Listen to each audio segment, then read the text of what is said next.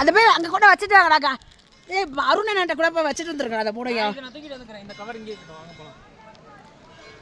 வாங்க போலாம். ரொம்ப தூரம் போணுமா? வாங்க பேக் எடுத்துட்டு வாங்க.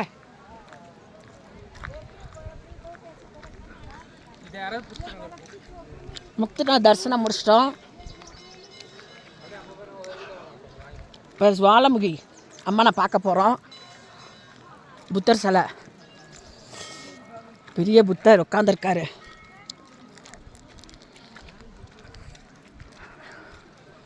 நல்லா வெயில் சுல்லுன்னு அடிக்குது. நன்றி சூரிய பகவானே. குளிருக்கு நல்லா இதமாக இருக்குது எல்லாருக்கும்.